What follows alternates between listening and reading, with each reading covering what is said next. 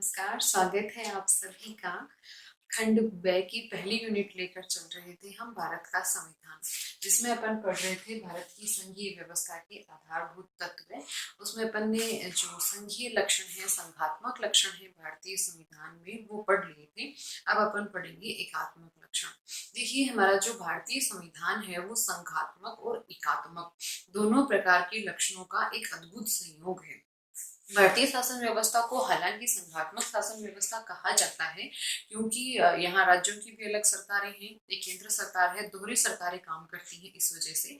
लेकिन हमारे संविधान निर्माताओं ने बहुत ही बुद्धिमत्ता के साथ, बहुत ही मतलब कि एक विवेकपूर्ण तरीके से देश की विविधताओं को देखते हुए, भारत देश की विशालता को देखते हुए, भारत देश की एकता और अखंडता को बनाए रखने के लिए कुछ कुछ एकात्मक लक्षणों का भी समावेश हमारे भारतीय संविधान में किया है। तो आज हम उन्हीं एकात्मक लक्षणों का अध्ययन करेंगे। तो देखिए, सबसे पहला जो एकात्मक लक्षण मैंने यहाँ पर लिया है वो है सशक्त केंद्र। पिछले वीडियो में अपन ने शक्ति के विभाजन की बात की थी और ये बात की थी कि तीन सूचियां हैं, संघ सूची, राज्य सूची और समवर्ती सूची। इन तीनों सूचियों के बारे में अपन ने बात की थी और हम सभी जानते हैं कि संघ सूची है, इसके ऊपर इसमें जो विषय है इस पर कानून बनाती है हमारी केंद्र सरकार, और जो राज्य सूची है इस पर कानून बनाती है राज्य सरकारें, और समवर्ती सूची पर कानून बनाती है केंद्र सरकारें और राज्य सरकारें। और इसमें अपन ने ये भी पढ़ा था कि इसमें अगर राज्य सरकारें और केंद्र सरकारें दोनों कानून बनाए तो केंद्र सरकार का बनाया हुआ कानून प्रभावी रहता है, ना कि राज्य सरकारों का। इसमें साफ ही स्पष्ट है कि संघ सूची में ज्यादा विषय हैं और वो भी मुख्य विषय हैं, प्रमुख विषय हैं। राज्य सूची में कम विषय है और समवर्ती सूची में भी केंद्र को प्रधानता है, केंद्र ज्यादा प्रभावी है कानून बनाने में। तो इस वजह से हमें साफ स्पष्ट दिखाई दे रहा है कि हमारे संविधान ने केंद्र को सशक्तता प्रदान की, यानी कि जो केंद्र है वो राज्यों से ज्यादा महत्वपूर्ण स्थिति में है, ज्यादा शक्तिशाली स्थिति में है। इसलिए ये जो सशक्त केंद्र वाली बात आती है वो आती है हमारे एकात्मक लक्षण में। सबसे पहले एक बेसिक सी चीज संघात्मक और एकात्मक लक्षण के बारे में समझने वाली बात है। तो एक बार मैं यहाँ बता दूं कि संघात्मक तत्व वो होंगे जो कि राज्यों को मजबूती देते हैं, जहाँ राज्य मजबूती प्रदान करते हैं, जिन बातों की वजह से, जिन चीजों की वजह से, संविधान के जिन आश्वासनों की वजह से, जिन अनुच्छेदों की वजह से जहाँ राज्य मजबूत और प्रभावशाली हो रहे हैं वो है संघात्मक तत्व। और जहाँ केंद्र सरकार है वो मजबूत दिखाई दे रही है वो होंगे हमारे एकात्मक तत्व। तो ये जो संघात्मक तत्व है इनका जो सबसे बेस्ट उदाहरण है वो अमेरिका है, संघीय शासन व्यवस्था का। और एकात्मक का जो सबसे बेस्ट उदाहरण है वो है ब्रिटेन। तो इन दोनों को अपन एक मानक लेकर चलेंगे। संघात्मक व्यवस्था की जब अपन बात करते हैं तो अपन तुलना करते हैं अमेरिका से। तो अमेरिका में इतना सशक्त नहीं है केंद्र जितना हमारे भारतीय संविधान में हमारे केंद्र को सशक्त बनाया गया है। तो सशक्त केंद्र हमारे संविधान का एक एकात्मक लक्षण है। फिर अपन अगले पॉइंट की बात करते हैं एक संविधान की। देखिए, जिन भी राज्यों में संघात्मक शासन व्यवस्था है, अमेरिका की ही बात करें तो वहां पर दोहरा संविधान पाया जाता है। एक संविधान वहां के संघ का यानी कि केंद्र का है और दूसरा संविधान है वहां के राज्यों का। सभी राज्यों का अपना अलग अलग संविधान है और सभी राज्य अपने संविधान के अनुरूप अपनी प्रशासनिक व्यवस्था को, कार्यशीलता को अपनाते हैं।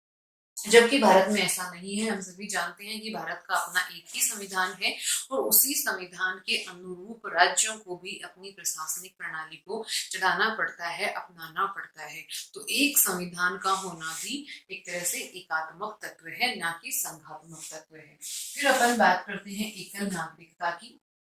जिन राज्यों में संघात्मक शासन व्यवस्था है वहां पर दोहरी नागरिकता है, जैसे कि अमेरिका में है, ऑस्ट्रेलिया में है।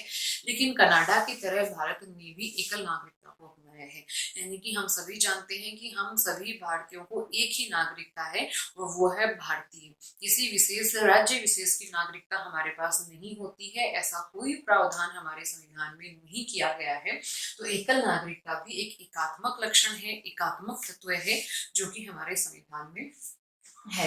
अब अपन बात करते हैं संशोधन की प्रक्रिया की। पिछले वीडियो में अपन ने पढ़ा था तीन तरह से संशोधन हमारे संविधान में होता है, साधारण बहुमत के द्वारा, विशेष बहुमत के द्वारा, और तीसरा जो प्रकार है उसमें है विशेष बहुमत प्लस आधे से अधिक राज्यों का बहुमत। आधे से अधिक राज्यों का बहुमत। इन 3 तरीकों से संविधान में संशोधन होता है। अब जैसे कि स्पष्ट ही है, इन 2 तरीकों से संविधान का संशोधन जब किया जाता है तो इसमें राज्यों की कोई भूमिका नहीं होती है। इन दोनों तरीकों से संविधान का संशोधन संसद कर देती है। यहाँ बहुत सारे विषय, मैक्सिमम विषय इन दोनों तरीकों से ही संविधान में संशोधन के हैं। बहुत कम विषय ऐसे हैं जिनका संशोधन इस तरीके से किया जाता है, यानी कि जिसमें राज्यों की भूमिका होती है।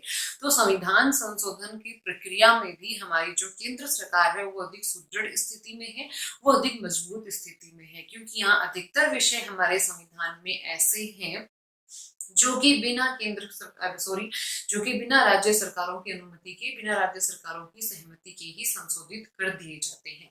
और यहाँ मैं एक बात और कहना चाहूंगी कि राज्यों का पुनर्गठन, राज्यों के क्षेत्र में परिवर्तन और राज्यों के नाम में परिवर्तन, इन प्रकार के संशोधन में भी, यानी कि इस संशोधन में भी केंद्र सरकार को राज्यों से अनुमति लेने की आवश्यकता नहीं है। केंद्र सरकार साधारण बहुमत के द्वारा किसी भी राज्य की सीमाओं में परिवर्तन कर सकती है, किसी भी राज्य के नाम में परिवर्तन कर सकती है। तो इससे स्पष्ट हो जाता है कि संविधान संशोधन के मामले में केंद्र सरकार कितनी सशक्त है, कितनी मजबूत है। और जहां केंद्र मजबूत हुई वो हो गया हमारे संविधान का एकात्मक लक्षण। फिर अपन बात करते हैं राज्य प्रतिनिधित्व में असमानता। अपने उच्च सदन की अपन बात करते हैं। जो अपना उच्च सदन है, उस सदन का नाम हम सभी जानते हैं राज्यसभा। और राज्यसभा है वो राज्यों का प्रतिनिधित्व करता हुआ सदन है। हमारे जो राज्यों की विधानसभाएं हैं वो सदस्य चुनकर हमारे राज्यसभा में भेजती हैं। अब अपन बात करते हैं अमेरिका की। अमेरिका का जो उच्च सदन है वहां पर प्रत्येक राज्य से, हम जानते हैं सभी अमेरिका में 50 स्टेट हैं, तो प्रत्येक राज्य से 2 सदस्य आते हैं और वहां के उच्च सदन की सीटें हैं वो 100 सीटें हैं।